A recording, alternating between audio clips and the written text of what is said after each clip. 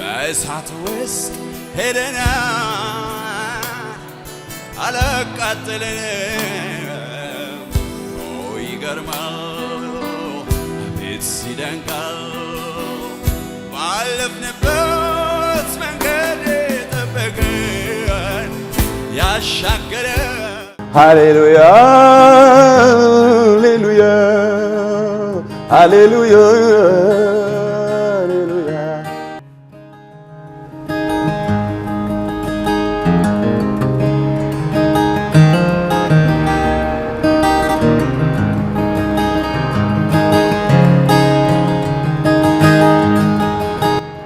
ከሙታን መካከል አይፈለግም መበስበስን ይዘን አልተተውም።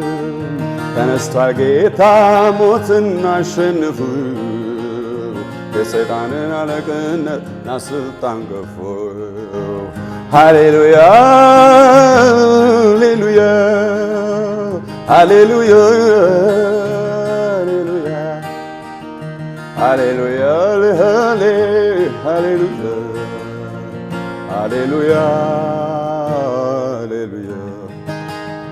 ሃሌሉያ ሃሌሉያ ሃሌሉያ ሃሌሉያ ሃሌሉያ ሃሌሉያ ሃሌሉያ ሃሌሉያ።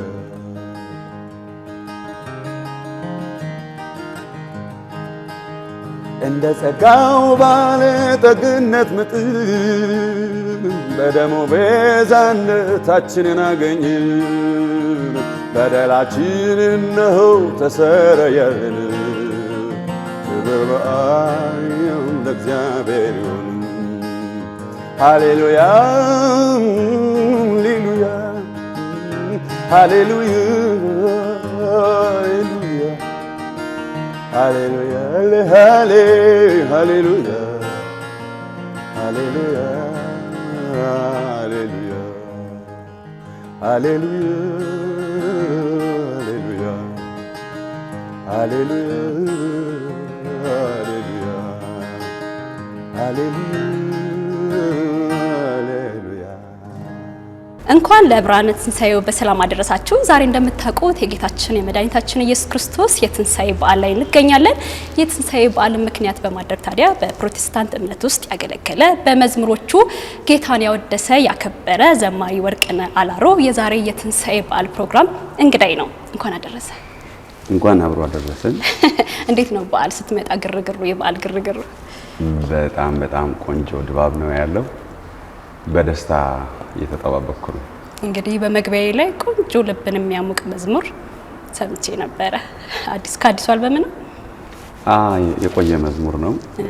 በነገራችን ላይ እንደው ዝም ብዬ ገባሁ እኔም እናንተን ላመሰግን፣ መዝሙር እንድዘምር ያለኝን መልእክት እንዳስተላልፍ እንግዳችሁ አድርጋችሁ ስለጋበዛችሁኝ ናሁ ቲቪን ላመሰግን ፈልጋለሁ። እግዚአብሔር ይባርካችሁ። እኛም እንግዲህ ስላከበርከን ከልብ እናመሰግናለን። እንዴት ነው የትንሣኤን በዓል ስታከብር? እንግዲህ አሁን ልጅ ሆኜ ከቤተሰብ ጋር ሰብሰብ ብዬ ማከብረው በዓል ነው ትዝ የሚለኝ። ፋሲካን በተለየ መንገድ አንተ እንዴት ነው የምታከብረው? የፋሲካ በዓል በጣም ከበዓሎች ከክርስትና የክርስቶስ ኢየሱስን ልደት እናከብራለን። ከዚያ ደግሞ እንግዲህ ከበዓሎቻችን መካከል አዲስ ዓመትን እናከብራለን። ግን የፋሲካ በዓል ግን በጣም ለኔ ትልቅ ትርጉም ያለው ከመጽሐፍ ቅዱስም በጣም ትልቅ ልብን የሚያሞቅ እምነቴን የሚያድስ ጉልበት የማገኝበት በጾም በጸሎት ቃሉን በማንበብ በጣም በክርስትና ብዙዎች የሚበረቱበት በዓል ስለሆነ ለፋሲካ በዓል ትልቅ አክብሮት አለኝ። ፋሲካ በማለት ነው። እስኪ ፋሲካ እጅግ በጣም ጥሩ ጥያቄ።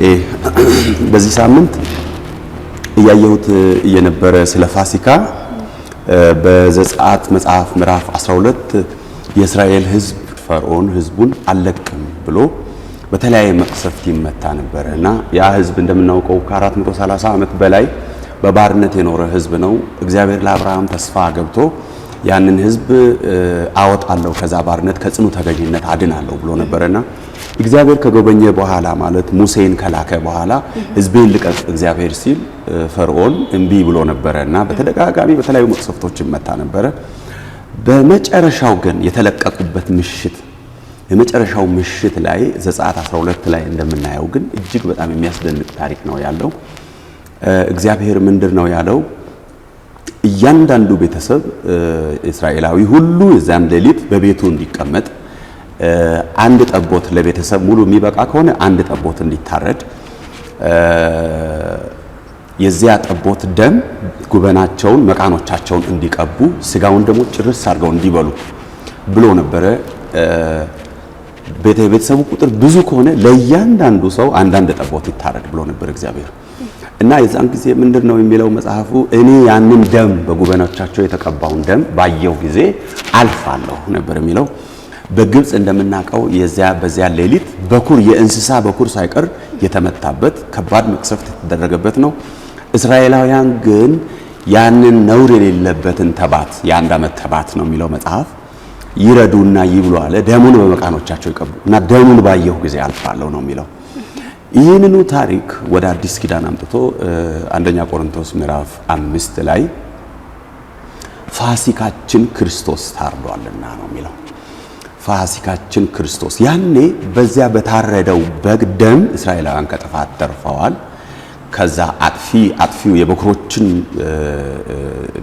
በኩርን የሚመታ የእንስሳ ይሁን የሰው በኩር የሚመታ አጥፊ ባለበት ሌሊት ከአጥፊው ተርፈዋል። አሁን ደግሞ ያኔ እስራኤላውያንን ከግብጽ ለማውጣት የሆነው ነገር በአዲስ ኪዳን ለክርስቲያኖች ሁሉ ደግሞ በቀራንዮ መስቀል ላይ የሞተልን ኢየሱስ ንጹህ ደሙን ነውር የሌለውን ኃጢአት የሌለውን ደሙን አፍስሷል ስለ ኃጢአተኞች ሁሉ። ስለዚህ ያ የፈሰሰው የኢየሱስ ክርስቶስ ደም ለኃጢአታችን የፈሰሰ ለድነታችን የፈሰሰ ለመትረፋችን ከዘላለም ሞት ከኃጢአት ከሰይጣን ባርነት እንድንተርፍ ነፃ እንድንወጣ የነውር የሌለው በግ የዓለምን ኃጢአት ሁሉ የሚያስወግደው በግ ኢየሱስ ክርስቶስ ለኛ የሞተበት መሞት ብቻ ሳይሆን ሞትን ድል አድርጎ የተነሳበት የትንሣኤ በዓል ስለሆነ ሞት ከዚያ በፊት አልተሸነፈም። ሞትን ያሸነፈው ኢየሱስ ክርስቶስ ብቻ ነው። ከሙታን በኩር ሞትን ድል አድርጎ የሞትና የሲኦል መክፈቻ አለኝ ያለው ጌታ። ስለዚህ ለአማኞች ሁሉ ይሄ የክርስትና በዓል ክርስቶስ ሞትን ድል ባይነሳ ኖሮ ክርስትና ትርጉም አልነበረው። ክርስትና ተስፋ አልነበረው። ከሞት ባሻገር ያለው ተስፋ በጥርጣሬ የሚያቆየን ነበር። አሁን ግን ላንቀላፉት በኩራት ሆኖ ክርስቶስ ተነስቷል ነው የሚለው መጽሐፍ። ስለዚህ እኛንም ነው ያስነሳን። ኃጢአትን ነው ያሸነፈው፣ ሰይጣንን ነው ያሸነፈው፣ ሞታችንን ነው ኢየሱስ የሞተው። ስለዚህ የፋሲካ በዓል ለኔ እጅግ በጣም የክርስትና ትርጉሙ ገዘፍ ያለ አማኝ ሁሉ በዚህ በታረደው በግ በፈሰሰው ደም ከጥፋት ከሞት ከዘላለም ጥፋት የዳነበት ክርስቶስ ኢየሱስን ጌታ ነው ብሎ የሚያምን ሁሉ በትንሣኤው የሚያምን ነው። ስለዚህ የእግዚአብሔር ድል ነው። በነገራችን ላይ እዛ ዘጸአት ላይ ያለው ቃል ምንድነው የሚለው? እርሱ የእግዚአብሔር ፋሲካ ነው የሚለው። ፋሲካ ራሱ የእግዚአብሔር ፋሲካ ነው የሚባለው። ምክንያቱም እግዚአብሔር ሕዝቡን ነፃ ያወጣበት ስለሆነ ለእያንዳንዱ ሰው ነው የኢየሱስ ሞት። ለቤተሰቡ ለአንድ ቤተሰብ አንድ ጠቦት ወይም በነፍስ ቁጥር አንድ ጠቦት ይታረድ። እኛን ወክሎ ደሙን ያፈሰሳል። ስለ እኛ መስቀል ላይ ወጣል። እኛ ልንፈጽመው ያልቻልነውን የፈጸማል። ስለዚህ ፋሲካ ለኔ በጣም ትርጉሙ ትልቅ የሆነ ሌላ ስላስረዘምኩ ማሪኝና ከመራራ ቅጠል ጋር ይብሉት ይላል። ራሱ ስጋውን ሲበሉ የዛ የታረደውን በግ ስጋ እቺ መራራ ቅጠል ምንድናት ሲባል ክርስቶስ በመስቀል ላይ ለኛ የፈጸማትን መራራ ጽዋ ያችን ከባዷን ጽዋ እንዲያስታውሱ እግዚአብሔር ገና በምሳሌ በብሉይ ኪዳን ይህንን ብሎ ነበረ እና ስለ ፋሲካ ያለኝ ነገር ይህን ይመስላል። በጣም ጥሩ ነው የገለጽከው። በተለይ የፕሮቴስታንት እምነት ተከታዮች እንዴት ነው የትንሣኤን በዓል ስታከብሩ እንዴት ነው የሚከበረው? እጅግ በጣም ጥሩ ነው። አማኝ ሁሉ የዚህ የትንሣኤ ተስፋ ያለው አማኝ ሁሉ የመጀመሪያ ይሄ ትንሣኤ የእርሱም ትንሣኤ ነው። ይሄ ትንሣኤ እኔ ይህንን ትንሣኤ ለሀገሬም ለሕዝቤም ትንሣኤ ነው ብዬ ነው የማምነው። በብዙ ጣር ውስጥ እንደምናልፍ እናውቃለን እና ከፋሲካ ጋር የተያያዘች አንድ ሁለት ሶስት ነገር አለች። እሷን ነገር እንድጠቅስ ይፈቀድልኝ። ፋሲካን በተመለከተ እርሾ የሌለው ነው የሚለው። እርሾ የሌለው ቂጣው እስራኤላውያን ፋሲካን ሴሌብሬት ሲያደርጉ የሚበሉት እርሾ የሌለው ይሁን ነው የሚለው። ክፋትና ግፍን አስወግዱ ይለናል ይኸው አዲስ ኪዳን ራሱ እና በቅንነትና በእውነት ይላል። ስለዚህ ለሰዎች መልካም በማድረግን ክፋትና ግፍን በማስወገድ እርሾ መቼም ሊጡን ሁሉ የሚያቦካ ነው።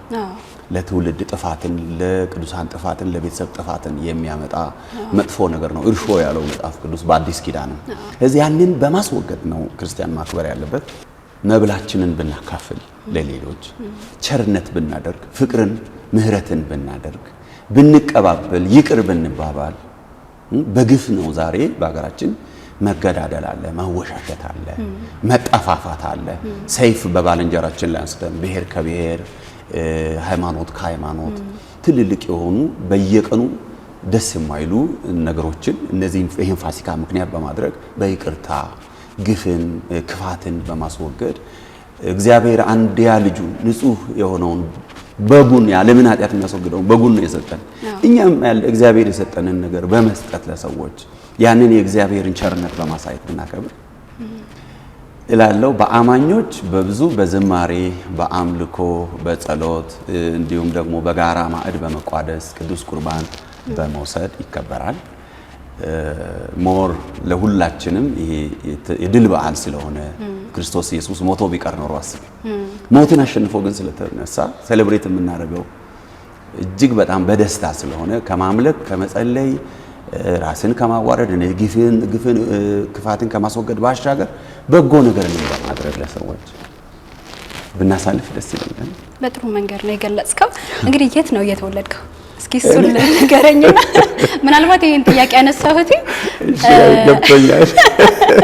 የተወለድክበት አካባቢ ያደግክበት ቤተክርስቲያን ትኖራለችና በብዙ መንገድ ኮትኩታኛለች፣ አሳድጋኛለች፣ አስተምራኛለች የምትላት ቤተክርስቲያን ትኖራለች።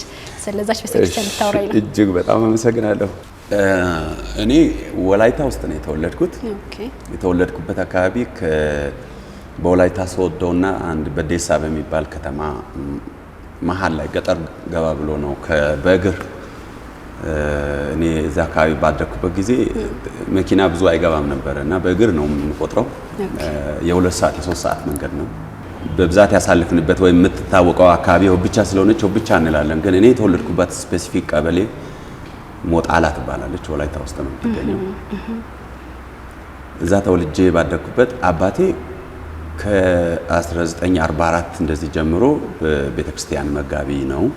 የቤተክርስቲያን አስተማሪ ወይም መጋቢ ይባላሉ። እኔ በቃለ ሕይወት ቤተክርስቲያን አባቴ በሚያገለግልባት ከልጅነት ጸሎትን ያየሁት፣ መንበርከክን፣ ፋሲካን፣ ገናን ያየሁት፣ ዝማሬን፣ ሙዚቃ መሳሪያን፣ መዘምራንን ያየሁት። ሁልጊዜ መድረክ ላይ ማንሳት አንድ ነገር አለች። በደርግ ጊዜ የኢሰፓ ያው ክርስትና ላይ አንዳንድ ችግሮች ነበሩትና ያ ቤተክርስቲያን ማስታወሰው ገጠመኝ አፍርሰው ወስደውት ያንን ሰዎች የሚያመልኩበትን አዳራሽ አፍርሰው ወስደው የኢሰፓ ጽሕፈት ቤት አድርገው ሰርተዋል። የመዘምራንን የሙዚቃ መሳሪያ ይሄ ያኔ ሞሎዲካ ምናምን የሚባለውን ጊታር የሚባለው ነበረ። እሱን ወስደው ለኪነት ለአብዮቱ ዝፈኑ ተብሎ ለኪነት ተደርገዋል። በኋላ ግን ከ80 ወደ 83 አካባቢ በኋላ ይመለስ ተብሎ ቦታው እንዲሰራ እንደገና ተደርጓል። ማስታወሰው ገጠመኝ እሱ ነው። እንግዲህ እንኳን ተሰራች፣ እግዚአብሔር ይመስገን። አሜን። እውነት ነው። የዛሬ 3 ወር ላይ ተለቀቀው ሁሉን ታውቃለህ መዝሙርህ ከአንደኛውና ከሁለተኛው መዝሙሮች ምንድነው ለየት የሚያደርገው? እንዴት ነው ተቀባይነቱ? ትንሽ ቀዝቀዝ ያለ ተቀባይነት ወይም ደግሞ ተደማጭነት የነበረው የኔ ሁለተኛው አልበም ይመስለኛል። ኦኬ አለህ እንደ ሁሉ ሰዎች እስኪሉ ድረስ እና የዚያን ጊዜ ምናልባት በመጽሐፍ ቅዱስ ኮሌጅ የተማርኩ ስለነበር የሙዚቃ ስራውም ሌላውም ስራው በቁጥር 1 እንደሚያውቁት አይነት አልሆነም ይሁን አላቅም፣ ግን ቁጥር 2ንም በጣም የሚወዱ ሰዎች አሉ። ቁጥር 3 ትንሽ ዘጌት ብሎ ነው የወጣው። እኔም በብዙ ፈተና ካለፍኩ በኋላ ደግሞ የወጣ ነው። ስለዚህ ትንሽ መልእክቶቹ ጫን ያሉ ናቸው። እኔ በበኩሌ በጣም ነው ቁጥር 2ን መባረክ ማን ቁጥር 3ን አሁን አዲስ የወጣውን መባረክበት። በመዝሙሩ አሁን ከተለቀቀም በኋላ በተለይ አንተ ሁሉን ታውቃለህ የሚለው መዝሙር ነው ከሁሉ ይልቅ በጣም ቪው ያለውና ተደማጭ የሆነው መዝሙር። መልእክቱም አንድን መሆን የሚፈልገውን ያልሆነን የተሸነፈን በኋላ ግን የእግዚአብሔርን አቅም የእግዚአብሔርን ጸጋ ደግሞ ያለፈን የእግዚአብሔርን ምሕረት ያየን ሰው የሚገልጽ አይነት ነው። ማለት የጴጥሮስ ታሪክ ለምሳሌ ያልተናንት በወሳኝ ጊዜ የከዳን ሰው ማን ነው ዳግመኛ አምኖ የሚሾመው? ትልቅ አደራ መንጋ በእጁ ልትሰጠው ትወደኛለህ ብለህ ብትጠይቀው አንተ ሁሉን ታውቃለህ አይደል ወይ ያለው ጌታ ሆይ አንተ ሁሉን ታውቃለህ። ይህንን ነገር ጴጥሮስ መጨረሻ ላይ ከትንሣኤ በኋላ ትወደኛለህ ወይ ብሎ ሲጠይቀው በፊት ከዛ ታልፎ ሊሰጥ አካባቢ እኔ እስከ ሞት ድረስ ካንተ ጋር ሄዳለሁ ብሎ ይፎክር ነበር። ግን በኋላ ደግሞ በጣም ከባድ ቻሌንጅ ውስጥ ሲሆን ጌታ እንደተናገረው ካደ። አላውቀውም አለ፣ ደጋግሞ አላውቀውም አለ። ጌታ ያለው ቃል ትዝ ሲለው ምርር ብሎ አለቀሰ ነው የሚለው። ከዛ በኋላ ከትንሣኤ በኋላ መጥቶ ጌታ ሲጠይቀው ትወደኛለህ ወይ ደጋግሞ ሲለው ጌታ ወይ አንተ ሁሉን ታውቃለህ፣ እንደወድህ አንተ ታውቃለህ ነው የሚለውና ትወደኛለህ ወይ ያ የሚለው የጌታ ጥያቄ አንተ ሁሉን ታውቃለህ ወደሚል ነገር ነው። አሁን በአቅሙ የሚመካ የሚፎክር ሳይሆን በጸጋው የሚታመን ልቡን እሱ እንደሚያውቅ የሚያሳይ ታስታውሰኝ ደስ አለኝ። ሐሳቡን ስትነግረኝ ደግሞ የበለጠ በጣም ብዙ ሰዎች በመዝሙሩን ሰምተው አንዳንድ የጻፉልኝ የሚያስገርሙ አሉ እዛ ኮሜንቶቹ ዩቲዩብ ላይ። በእርግጥ ጌታ ሁሉን ያውቃል፣ ድካማችንን ያውቃል፣ የምናልፍበትን መንገድ ያውቃል፣ አቅማችንን ያውቃል፣ የምንፈተነውን ፈተና ያውቃል። ስለዚህ ሊረዳንም ደግሞ ይችላል። እዚህ ነው እኔም ጌታ ሆይ አንተ ሁሉን ታውቃለህ። እዚህ የሶስተኛው አልበምህ ውስጥ ሙሉ ለሙሉ በአማርኛ ነው በሌላ ቋንቋ አለ? አዎ አንድ አለች። አንድ በየአልበሙ ከዚህ በኋላ እግዚአብሔር ቢፈቅድ እና ጥሩ የሚያስጠናኝ ሰው ካገኘው በትግርኛም በኦሮምኛም በሌላም ቋንቋ ልዘምር አስባለሁ። ግን አንድ ወላይትኛ አለች። በየአልበሙ አንድ ወላይትኛ አለኝ። 3 አልበሞች አሉኝ። ከዛ አንድ ወላይትኛ አልበም ሙሉ አለኝ እና በአማርኛ አልበሞቹ አንድ ወላይትኛ አለች። ጌታ ቢፈቅድ እንግዲህ ከዚህ በኋላ ደግሞ በሌሎች ቋንቋዎች የወላይታውን አስተውሰኛ። አይ ዛሬ አላልፍም። በኒ ጉራኒ ታኩሻው ይክዳግ አቸካየቲብና አኔ ነራ ዳይስጊዳገ ሃኢካ ሻየቲብና ነገሲ ቆይና ጊታማሮታይ ውረና አሮካታታይ ታውደሪና ተደወይ ፈጡም ታውደማነሲቆይ ታውደማነሲቆይ ታውደማነሲቆይ ታውደማነሲቆይ አርጉምትቲ ነው።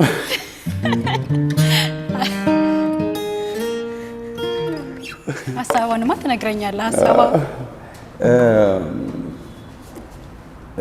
ትንሽ የኔን ታሪክ የህይወቴን ጉዞ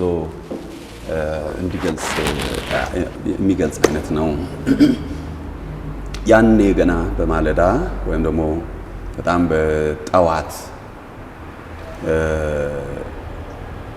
እኔ ካንተ ጋር ነኝ ያኔ ያለኝ ዛሬም አልተለየኝም። ያኔ ገና በማለዳ ልክ ሕፃን ልጅ አባቱን እጅ እንደሚይዝ ያኔ እጄን የያዘኝ ዛሬም አልለቀቀኝም። የእርሱ ፍቅርና ታላቅ ምሕረት የማያልቀው የጸጋና የምሕረት ባለጠግነት በስቶልኝ ነው በህይወት ያለሁት ከእርሱ ጋር ያለሁት እና የእርሱ ፍቅር ለኔ ልዩ ነው። አውደማኔ ሲቆይ የእርሱ ፍቅር ለኔ ልዩ ነው። ስሙ ይባረክ። የእርሱ ፍቅር ለኔ ልዩ ነው። ስሙ ከፍ ይበል። እንደዚህ አይነት አሰባለሁ። ከተቀበላችሁ ያው ነው ደግዋል። ደስ ይለኛል። ወርቅነህ በመንፈሳዊ ህይወት ላይ ያለህ አቋም ምን አይነት ነው? በጣም ጥሩ ጥያቄ ነው። ክርስትና ቅድም በዛ በመግቢያዬ እንዳነሳሁት ለእያንዳንዱ አንድ ጠቦት ያ ጠቦት የተሰዋ ህይወት አለ። ለዚህኛው መዳን ለዚህኛው መትረፍ ከመቅሰፍቱ ከሞቱ እንዲተርፍ የተሰዋ እና ከሞተልን ጌታ ጋራ ኖረን እንድንሄድ ልንኖር እንድንሄድ ነውና ይህ ሰው አየኝ አላየኝ ወይ አለቃ ተቆጣኝ ወይ የሃይማኖት አባት አየኝ ብለን የምንኖረው ሳይሆን ለሞተልን ህይወታችንን የምናስረክብበት የቀረውን ህይወታችንን ስለኛ ለሞተውና ለተነሳው የምንኖርበት ነው። ለራሳችን እንዳንኖር ሞተ ነው የሚለው። እኔ ለሚያስፈልገኝ ነገር ቦታ ሁሉ እየወሰድኩኝ አምላኬን እግዚአብሔርን በቃ ይሄን አርግልኝ ልለው ሳይሆን እሱ በኔ የሚፈልገውን እንዲሰራ ራሴን የማቀርብበት ህይወት ነው። አይሽ አሁን ስለኔ ለሞተውና ለኖረው እኔ የምኖር ከሆነ ይቅር ማለት ከባድ አይሆንም። ቸርነት ማድረግ ከባድ አይሆንም። ሌላውን መውደድ ከባድ አይሆንም። ማገልገል ከባድ አይሆንም። በየቀኑ እኮ መንገዳችንን ህይወታችንን ጭንቅ የሚያደርገው ይቅር ማለት አለመቻላችን ነው። ጥፋት ውስጥ ደም ውስጥ እንድንገባ ቂም ውስጥ ቁርሾ ውስጥ እንድንገባ የሚያደርገን የይቅርታ አቅም። እስቲ ስለ ይቅርታ እናስብ። ኢየሱስ እኮ ስለኛ ሲሞት የኔን በደል ሁሉ ሳይቆጥር ነው እግዚአብሔር የተቀበለ። ስለዚህ ክርስትና ለኔ ግለ ግንኙነት ነው ከእግዚአብሔር አምላኬ ጋር በእያንዳንዱ ውሳኔ በሐሳቤ በመንገዴ ሁሉ እሱን በመፍራት እሱን በማክበር እንድመላለስ የተጠራውበት ህይወት ነው። ስለዚህ ሚስጥረኛ አለኝ፣ ጓደኛ አለኝ፣ አባት አለኝ፣ አማካሪ አለኝ፣ መንገድ የሚመራኝ አለኝ፣ አደራ ብሰጠው አደራ የማይበላ አባት አለኝ። ሰው ቢለየኝ፣ ሰው ቢጎዳኝ፣ ሰው ቢከፋብኝ ቀርቤ ልቤን የሚፈውስ እንደገና በጸጋ የሚሞላ አምላክ አለኝ። እንደገና እንድዘምር የሚያደርገኝ አምላክ አለኝ። እዚህ ሁልጊዜ በፊት ለፊት አድርጌ የማየው የሃይማኖታችን ሊቀ ካህንና ሐዋርያ ኢየሱስ አለኝ። እሱን ካላየሽ በሰው ትሰናከያለሽ፣ በግፎች ትጎጃለሽ። ይህን ለሚሰማ ሁሉ ከአምላኩ ጋራ የግል ግንኙነቱን ማሳደግ አለበት። ቃሉን በማንበብ በመጸለይ እንዲህ ብዬ ነው እኔ የማስበው። በጣም ጥሩ። እስኪ ስለ የዛሬ 4 ዓመት በሰዓት ውስጥ አልፈናል። እኔ ቢሮማን 2-3 ሰዎች ሳናገር እሷን መዝሙሩን እባክሽ ጠይቂልኝ የተለየ ገጠመኝም ይኖረዋል ስለተባልኩ የቁጥር 1 አልበሜ መዝሙር ነው። አዎ እሱ በሱ አልበም ውስጥ በጣም ብዙ ሰዎች የታነጹባቸው ብዙ መዝሙሮች አሉ። እንዴት እንዲያድን ያውቃል እግዚአብሔር ከኔ ጋር ባይሆን ኖሮ፣ በውሃ ውስጥ አልፈናል፣ እንደዚህ የሚሉ በጣም ብዙ በነገራችን ላይ ከፕሮቴስታንቱም ብቻ ሳይሆን ከሙስሊም ወገኖቻችንም በጣም በብዙ አገሮች በተዘዋወርኩባቸው እዚህ ኢትዮጵያም ውስጥ በተዘዋወርኩባቸው ቦታዎች በመኪናቸው እየሰሙ ያሉ እናውቀሃለን ብለው ይሄን መዝሙር እንሰማለን እግዚአብሔር ይባርክ ያሉኝ ብዙ ሰዎች አሉ እና ብዙዎች እንደሰሙ ሲሰማ ደስ ይለኛል። አሁን በተለይ በውሃ ውስጥ አልፈናል የሚለው አንዳንድ ጊዜ ያው አንቺ የምትታገዩ የራስሽን መንገድ ጦርነት ነው። ግን በዛ አሁን የግል ጦርነቴን የህይወቴን ተግዳሮት እኔ ስታገል በመከራ ውስጥና በተግዳሮት ውስጥ ሳልፍ ምንድነው የገባኝ? በእሳትና በውሃ ውስጥ አለፍን ወደ ረፍት አወጣህን የሚል ቃል አለ መዝሙረ ዳዊት ውስጥ። ከዛ በእሳትና በውሃ ውስጥ ያለፈ ህዝብ በእሳት ውስጥ ያለፈ መቃጠል አለበት፣ በውሃ ውስጥ ያለፈ እኮ መስጠም አለበት። እግዚአብሔር ግን ምን አለ?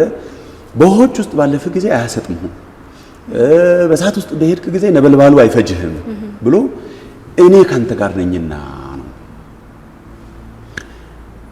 መከራችንን የምናሸንፍበት ሚስጥር የእግዚአብሔር አብሮነት ነው። እግዚአብሔር አብሮ ካለ በእሳት ውስጥ እያለፍሽ በውሃ ውስጥ እያለፍሽ የመጽሐፍ ቅዱስ ምሳሌያዊ አነጋገር ስለሆነ የምታልፊ አይመስልም፣ የማልፍ አይመስልም፣ ያ ቀን የሚያልፍ አይመስልም፣ ያ ተግዳሮት የሚያልፍ አይመስልም። ነገር ግን እግዚአብሔር እኔ ካንተ ጋር ነኝና አያሰጥምሁም፣ አይፈጅህም ነበልባሉ የለም አይደለም፣ ወችም የሉም አይደለም፣ ግን አይፈጅህም። ስለዚህ ከማይተርፍበት ተርፍ ያለው ከብዙ። ስለዚህ መዝሙር አንድ የሚያስገርመው ነገር ምን አለ? መዝሙሩን ገና እንደተቀበልኩ በጊታር አጠናለሁኝ። ወደ ውስጥ ሲመጣ እጽፍና ከዛ እንደ ዛሬ ይሁን እንደ ትናንት ነው መዝሙሩን ጻፍኩት። ከዛ ናዝሬት ሙሉ ወንጌል ቤተክርስቲያን የሰሩት የህንጻ ምረቃ ነገር ነበርና እዚያ ፕሮግራም ላይ ተጋብዤ ይህን መዝሙር መዘመር ፈለኩ እና በደንብ አልተለማመድኩም ነበር እና በውሃ ውስጥ አልፈናል አላቃጠለንም አልኩ። በእሳት ውስጥ ሄደናል አላሰጠመንም። አንዴ ደግሞ ተሳስቼ እንደገና አሁንም መድረክ ላይ ከደነገጥሽ ሞር ሌላ እና ደገምኩት እንደገና እና የሆነ ወንድም ምን አለኝ፣ ውሃው የፈላ ነበር እንዴ?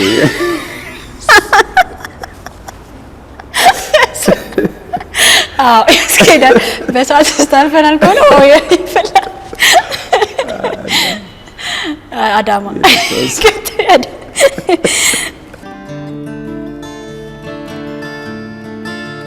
በውሃ ውስጥ አልፈናል አላሰጠመንም። ይገርማል አቤት ይደንቃል። በእሳት ውስጥ ሄደናል አላቃጠለንም። ይገርማል አቤት ይደንቃል። ባለፍንበት መንገድ የጠበቀን ያሻገረን እግዚአብሔር ይመስገን። እስከዚች ቀን ድረስ የጠበቀን የደረሰን እግዚአብሔር ይመስገን፣ እግዚአብሔር ይመስገን፣ እግዚአብሔር ይመስገን። ሃሌሉያ ሃሌሉያ ሃሌሉያ ሃሌሉያ። እንግዲህ ዳቦ ተዘጋጅቷል። ያው የዛሬ ትንሳኤ በዓል ስለሆነ እርክልና ቆርሰን ደግሞ እየበላን ደግሞ እንጫወታለን። እሺ እንኳን አደረሳችሁ። በሰላም በጤና በደስታ በህይወት ጠብቆ ለዚህ ቀን እግዚአብሔር ስላደረሰን እግዚአብሔርን አመሰግናለሁ። በያላችሁበት በዓሉን ስታከብሩ የደስታ የሰላም የበረከት የፍቅር የእርቅ የምህረት ያርግልን። አሜን። እንግዲህ እኔ እንድቆርስ ደግሞ እድሉን ስላገኘው አመሰግናለሁ። ሃሌሉያ ሃሌሉያ ሃሌሉያ ሃሌሉያ ሃሌሉያ ሃሌሉያ ሃሌሉያ ሃሌሉያ ሃሌሉያ ሃሌሉያ ሃሌሉያ ሃሌሉያ። ተመልካቾቻችን በያላችሁበት የትንሳኤን በዓል ምክንያት በማድረግ እንግዲህ እዚህ ስቱዲዮ የጋበዝኩላችሁ ዘማሪ ፓስተር ወርቅነህ አላረጋ እንግዲህ ቆንጆ የበዓል ቆይታ እያሳለፍኩ ነው። እንግዲህ ቀደም ሲል የሰማችሁት መዝሙር እንዲሁም ደግሞ ሌሎች መዝሙሮች አሁን በቅርብ ደግሞ ከ3 ወር በፊት የለቀቀው መዝሙር አለ። ገብታችሁ ደግሞ ዩቲዩብ ላይ መከታተል ትችላላችሁ። እኔ ጨዋታዬን እቀጥላለሁ። እንዴት ነው ቆይታችሁ? ደስ የሚል ጊዜ እያሳለፍን ነው። ደስ የሚል ጊዜ እያሳለፍን ነው። በጣም ደስተኛ ነኝ። የሌላ ሃይማኖት መዝሙሮች ትሰማለህ? በተለይ ኦርቶዶክስ? በጣም ለምሳሌ ማለት በእነዚህ በክራር የተሰሩ በፊት በነዘርፌ የተዘመሩ አንድ ደግሞ እናዋ ይሁን እንደዚህ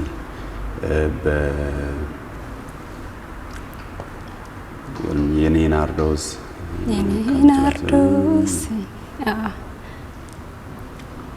አምላኬናና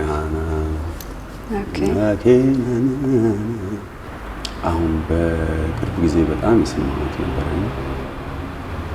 ዘምር እንዳትይኝ አለ እንዴ የኔ ናርዶስ እኔ በዛለ ራሱ ተመልካቹ አይዘለ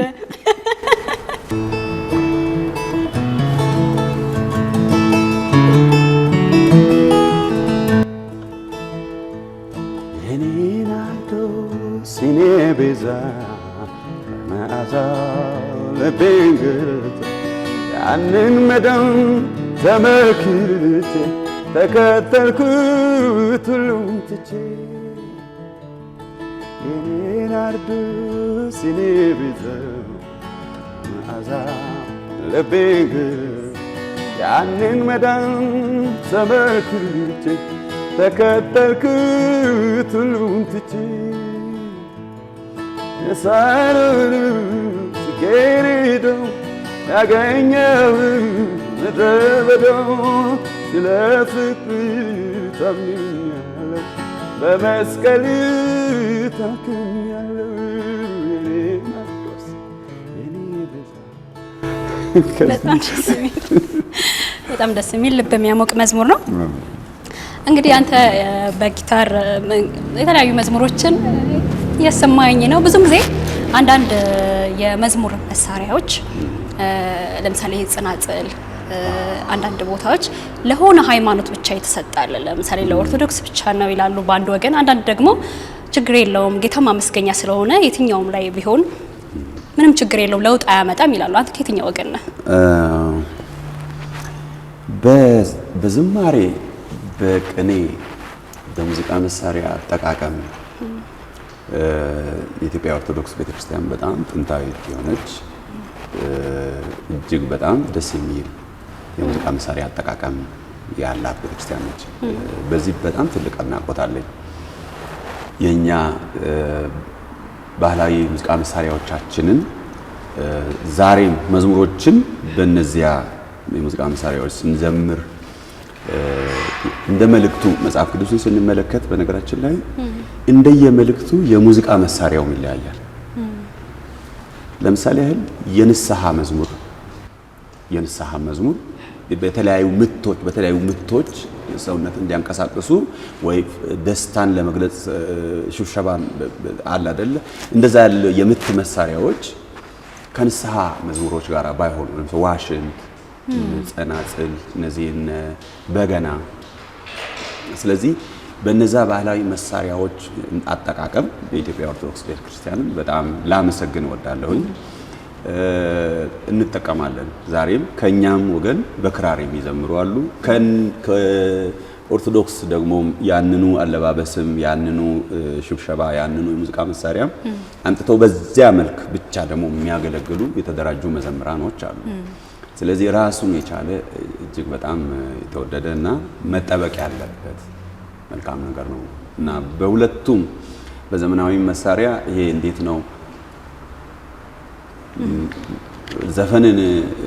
ዘፈን አይደለም ነው የሚል ይሄ ቅጥ ያጣ ፈንጠዚያ ምናምን የሚል የሆነ ትርጉም አለና እግዚአብሔርን ለማክበር በመንፈስ ተሆኖ ሁሉንም ሙዚቃ መሳሪያዎች በአግባቡ ብንጠቀም ሌሎች ይታነጹበታል፣ እግዚአብሔርን እናከብርበታለን። እኛም ውስጣችን የሙዚቃ መሳሪያው ድምጽ ብዙ ጊዜ ለውስጣችን የሚሰጠው ነገር አለ።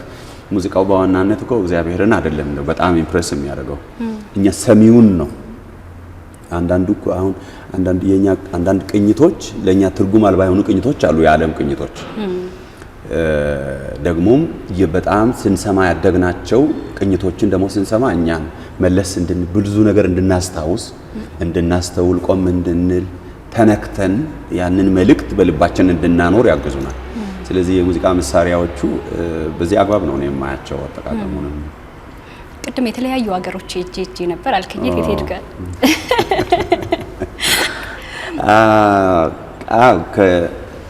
ከአፍሪካም ውስጥ ሳውዝ አፍሪካ፣ ኬንያ፣ ኡጋንዳ፣ ኤርትራ፣ ሲሸልስ እንደዚህ ያሉ ሀገሮች ወደ ኤዥያ ደግሞ ዱባይ ሄጃለሁ፣ ጀርመን፣ ኖርዌይ፣ ሆላንድ፣ አሜሪካ እንደዚህ ሀገሮች። ምን አይነት የተለየ ተሞክሮ አገኘበት? እንዴት ነበር እዛ ያለው ደግሞ አቀባበል ከኢትዮጵያ አንፃር ስታዩ? ደግሞ እጅግ ባይዘወይ ይሄንን በተመለከተ ትንሽ እንትኑን ያለፈው ነገር ምንድነው ኖርዌይም ጀርመንም በጣም በመዝሙሮች እንባረካለን እና ስለምንወድህ መተህ እንደምታገለግል ስለሰማን ፕሮግራሙን ለመካፈል መጣን የሚሉ የእምነት ቦርደር ሳይዛቸው የመጡ በጣም ብዙ ሰዎችን አገኘው እና በጣም ነው ደስ ያለኝ። ከብዙዎች ጋራ ወዳጅ ሆንን። በጣም ስጦታ ሰጥተውኝ አብረን ፎቶ ተነስተን እና የሰዎችን ፍቅር በርቀት ያሉ ቤተሰብ የሚናፍቁ ባህላችንን እነዚህ ምንድነው በዓሎቻችንን ሚስ ያደረጉ ቅዱሳን ጋር እና የሀገራችን ዜጎች ጋር ሄደን እግዚአብሔርን ስናመልክ ፍቅርን መልካም ነገርን ስንካፈል ስለነበረ በጣም ደስ የሚል ትዝታ ነው ያለኝ ተመላለስኩባቸው ሀገሮች። በጣም ጥሩ። እንግዲህ 99% የሚሆነው በተለይ ኢትዮጵያ በጣም ሃይማኖተኛ ከምንባል ሀገሮች ውስጥ ግንባር ቀደም ነን እኛ። ግን አንዳንዴ የሀገራችንን ሰላም ማጣት የአንዳንድ እርስ በርስ ጦርነቶችን ስናይ እንደው ከጸሎታችን ነው ወይስ ምን አጥፍተን ነው ላለው አንዳንዴ እንደዚህ አይነት ጥያቄ አይምሮ ላይ ይመላለሳል። ይሄ በጣም የብዙዎች ጥያቄ። አሁንም ጾም ጸሎት ታውጆ ነው ያለው በፕሮቴስታንቱም፣ አሁንም በኦርቶዶክስም ጾም ሙስሊሞችም ጾም ላይ እንደነበርን ይታወቃል። በተለይ ኢትዮጵያ በአካልም እኛ ያለንበት አካባቢ ለብዙ የፖለቲካ ኢንተረስት ያላቸው ኃይላት የኛን ማረፍ የማይፈልጉ ጠላቶች ያሉብን ሰዎች ነን። በዚህ ላይ ደግሞ በውስጥም ደግሞ እርስ በርስ እንድንራራቅ አንዳችን ሌላውን እንዳንቀበል እንድንገፋፋ ተጎተው የመጡ ብዙ ትውፊቶች እነዚህ ትርክቶች አሉን። እውነት ነው ሞስት ጋድ ፊሪንግ ፒፕል እንባላለን። የዚያኑ ያክል ግን ተግዳሮት አለብን። የዚያኑ ያክል ግን ደግሞ እኛም አላስተዋል ነው ብዬ ነው የማስበው። አንዳንዴ ይህንን የሰይጣን ሴራ እንደሆነ ካወቅን ይሄ የሌሎችም ሴራ እንደሆነ ካወቅን መያያዝ ነው ያለብን፣ መቀራረብ ነው ያለብን፣ መዋደድ ነው ያለብን። የኛን እነዚህን ለምሳሌ የፍትህ ተቋማትን ዜጎች ፍትህ እንዲያገኙ እኩልነት መብት እንዲከበር የሴቶች መብት ቢሆን የእያንዳንዱ ዜጋ መብት ቢሆን እና እነዚህ ዘር ቆጠራው ቢቀር ፖለቲካውን በዘረኝነት ፋይናንሱን በዘረኝነት ይሄ የህግ ስርዓቱ ሁሉና በጣም ከባድ የሆነ ለሁሉም ነው አሁን ላይ ተግዳሮት የሆነው። ማንም ተጠቃሚ ማንም ደስተኛ የሆነ የሌለው አይነትና በርግጥ ተስፋ አለ። በርግጥ በጣም ልብን የሚያሞቅ በጎ ነገር በጣም ብዙ አለ። ግን ቆም ብለን አሁንም ማስተዋል አለብን፣ መቀባበል አለብን። በጣም ብዙ ዋጋ የከፈሉ አባቶች አሉ ለዚች ሀገር። ስለዚህ እቺ ሀገር አሁንም የሁሉ ጥቅም የሁሉ ደስታ ሙሉ ሊሆን የሚችለው እንዴት ነው? መመካከር አለብን፣ መደማመጥ አለብን። ምክንያቱም ክፋትን ግፍን አስወግዱ ነው የሚለን ይሄ የፋሲካ መልእክት አንዱ። ክፋትና ግፍን ማስወገድ አለብን። ለማንም አሁን የገደለ ብቻ ሳይሆን የተገደለ አርፏል ሞቷል እኮ። ግን ገለ በሰላም መኖር ይቻላል፣ መብላት ይቻላል። አሁን እንበልና ተነስተን አንደኛውን ወገን ገለን ብንጨርስ ከዛ በኋላ ደህና ሆነን መኖር እንችላለን? ህይወት እኮ አይደለም። ከዛ በኋላ ወንድሙን የገደለው ቃየን እንዴት ነው የሆነው? የሚያገኘኝ ሁሉ ይገለኛል፣ በምድር ላይ ኮብላይና ተቅበዝባዥ ሆናለሁ እኮ ነው የሚለው። ስለዚህ ደም በመፋሰስ የሚመጣ ሰላም የለም። ደም በመፋሰስ የሚመጣ እረፍትም ልማትም የለም። በጥላቻም በንቀትም የሚመጣ አሁን ምንድነው እነዚህ ሚዲያዎች አሉ በዚህ ኃላፊነት የጎደላቸው በጣም ብዙ ሰዎች በጣም ወደ ህዝቡ የሚረጯቸው መርዞች አሉና ህዝቡ ራሱን ፋሲካ በዓልን ሲያከብር ከግፍ ከክፋት እንዲጠብቅ ወደ ምንድነው እና መሀል ያለን ውድና እንቁ የሆኑ እሴቶቻችን እነዛን አስተውለን ብንይዝ ጥሩ ነው። በተለይ እንደዚህ ከሃይማኖት የሃይማኖት ሽምብሮች አንዳንድ ጊዜ ይነሳሉ ሶሻል ሚዲያ ላይ አማኝ ነኝ በሚሉ ቁጭ ብለው የማይሆኑ ነገሮች የማይሆኑ ስብከቶች ይካሄዳሉና እዛ ላይ ያው ብዙ ጊዜ የምትቃወማቸው ይመስለኛል። እዛ ላይ የምትሰጠው ሐሳብ ይኖራል? በመሰረቱ በሃይማኖትም ጉዳይ አሁን ሃይማኖትም ፖለቲካም ዘርም እነዚህ ሁሉ የዚህ የአንርስቶቻችን ምክንያቶች ናቸው። ከዛ ኮራፕሽን አብሮ አለ ስር ሰደው ምንድነው ልል የምችለው ሰዎችን በማንቋሸሽ የሰዎችን እምነት በማንቋሸሽ የሰዎችን ባህል በማንቋሸሽ ብሔር በማንቋሸሽ እምነት በማንቋሸሽ ምንም አይነት ሰላምና መታነጽ ልናመጣ አንችልም። ሰውን ልብ መንካት የሚችለው እግዚአብሔር ነው። ሰውን መለወጥ የሚችለው እግዚአብሔር ነው። መውደድ ነው ከኛ ክርስቶስ እኮ መድኃኒታችን ኢየሱስ ክርስቶስ ወደ ሰማሪያ ገብቷል እኮ ፈርዶባታል እንዴ አንቺ እኮ ሰማሪያዊት ነሽ አንቺ ርኩስ ነሽ አንቺ ስንት ባል ያለሽ ነሽ ብሏት አላላትም እኮ የእግዚአብሔርን ምህረት የእግዚአብሔርን ይቅርታ የእግዚአብሔርን ቸርነት የእግዚአብሔርን ፕሮግራም ሊመጣ ያለው መሲህ ከመሲሁ ጋር ያለውን እና እሷም እኮ ሄዳ እንጂ አለች ያደረኩትን ሁሉ የነገረኝን ያደረገችውን ሁሉ በመሰረቱ ነግሯታል እንዴ ሁሉንም እንኳን አልነገራትም። በጣም ስብዕናዋን ባዋረደ ባሸማቀቀ መልኩ ሳይሆን እሷን ሊያነሳ በሚችል ጸጋ ነው የተናገራት። እና ጸጋ የጎደለው ንግግር መናገር የለብንም። በተለይ ንግግር ኃላፊነት የጎደለው ንግግር በጣም ትልቅ ጥፋት ያመጣል። አንደበት እሳት ነው መጽሐፍ ቅዱስ ስለሚል ሰዎችን ስንናገር ስንሰድብ ዘር ስንሰድብ ሰው እኮ ራሱን አልፈጠረም። እኔ እኮ መርጬ ወላይታ አልተወለድኩም። ብታስመርጡኝ የት እንደምወለድ ፎርሙ ያስሞሉኝ እንደዛ ያለ መብት ቢሆን ኖሮ ከሀገር ውጪ እንዳትል እንጂ መርጦ ያን ማንነት የሆነ ማንም ሰው የለም። ሰይጣን ለመሆን አልመረጥሽም። በቃ እግዚአብሔር ነው። ይሄን የቆዳ ቀለም አልመረጥሽ፣ ይሄን ጸጉር አልመረጥሽም አንቺ። ይሄን አይን ቀለም አልመረጥሽም። ሁላችንም ሰሪ አንድ ነው፣ እግዚአብሔር ነው። ስለዚህ ሰው በሰውነቱ መከበር አለበት። ሰው በእምነቱ መከበር አለበት። የሰው እምነት መከበር አለበት። ያ እንደዛ ብሎ የሚያምነውን እምነት ወይም ብሔር ስላንቋሸሽን ሰዎችን ወደ ድነትም ሆነ ወደ በረከትም አናመጣም። ለኛም ደግሞ ድል አይሆንም። ማንም ገሎ ድል የሚያደርግ የለም። ማንም ገሎ ድል የሚያደርግ ምክንያቱም በዚህ በክርስትና ያለን ሁላችንም ሰው ማዳን ነው። አንዲት ጥይት እኮ 20 ብር ልትሸጥ ትችላለች። አንድ ሰው ግን ዋጋው ስንት ነው? አንድ ሰው ለመስራት ያለም ሁሉ ሀብት እኮ አይበቃም። አንድ ሰው ኩላሊት የሆነ ቦታ ተመርቶ ልብ የሆነ ቦታ አይን የሆነ ቦታ ተመርቶ መጥቶ እንኳን ተገጣጥሞ ሴሎች ገብተውለት ሰው ለማድረግ ሰው ለማድረግ ከዛስ እስትንፋስን እስከየት እናመጣለን? የህይወትን እስትንፋስ እኮ እፍ ያለው እግዚአብሔር ነው። እንደ ያን ማቴሪያል የሆነውን የሰውን ፓርት መስራት እንኳን ቢቻል እስትንፋሱስ ዋጋው ስንት ነው? ስለዚህ አንድን እግዚአብሔር በመልኩ የሰራውን ሰው ስንሳደብም ሆነ ስናንጓጥጥም ሆነ በሃይማኖት ሆነ በዘሩ ሆነ ስንገፋው ፈጣሪውን ነው የምናሳዝነው። ሰሪውን ነው እኮ እኔ አሁን የኔ ምርት የሆነውን አንድ እንኳን እኔ መኪና ምርቼ ቢሆን መኪናዬ ቢሰደብ ዞሮ ዞሮ የመኪናው ስድብ የኔ ነው አይደለም? እንደዚህ አይነት መኪና የሰራ ካምፓኒ ሲባል እኮ ይታወቃል። የሰው ሰሪ የሰው ፈጣሪ እግዚአብሔር። ስለዚህ በጣም መከባበር አለብን፣ መቀባበል አለብን፣ መያያዝ አለብን፣ ማስተዋል አለብን። በተለይ በዚህ ጊዜ በቅርብ ጊዜ የምናስታውሰው ነገር አለ። በጣም በቃ ልብ የሚያደማ ድራማ በሚዲያ አይተናል። በጣም ያጨቃጨቀ እና እንደዚህ ያሉ ነገሮች በጣም አሁን ጊዜ በተለይ እኛ ከምናልፍበት ነገር አንፃር ጥንቃቄና ማስተዋል ቢኖረን ብዬ ልል እወዳለሁ።